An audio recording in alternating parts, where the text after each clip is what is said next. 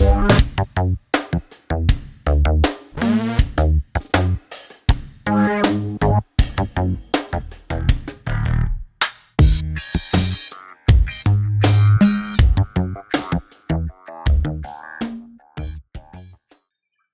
this is a tricky tune. So I'd say just play the chords first.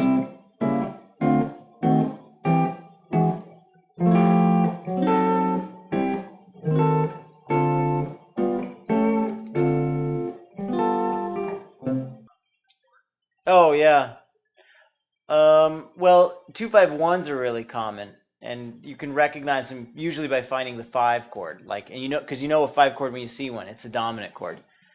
So anytime you find a dominant chord, if you look around it, there's a good chance it's going to be a 2-5-1. Not as you can see, like the second measure of Bewitched has a D minor, and it is a two chord, but it doesn't go to a five chord. It just goes back to the one after the diminished, and then we have an E7, so that seems like a five chord. It is a five chord because a dominant chord is always a five chord, but this one's not in the five chord in the key of C, so we must be changing keys. E is the five of A, but the next chord is an A major. It's F major, and F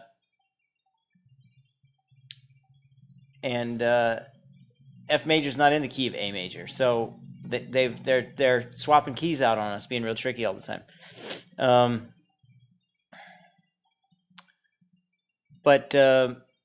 So those are examples of that's an example of a non-functioning dominant chord, as opposed to later where you see you've got the last two measures are D minor to G7, and then it goes to C major. That's a 2-5-1. The C major is where it starts over. That's super common thing you hear.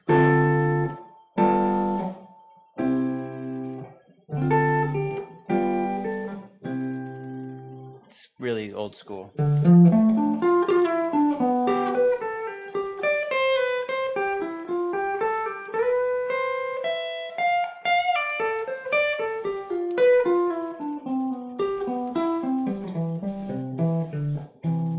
It's just two. I'm just noodling in 2-5-1s there. D minor to G7, C major 7. D minor,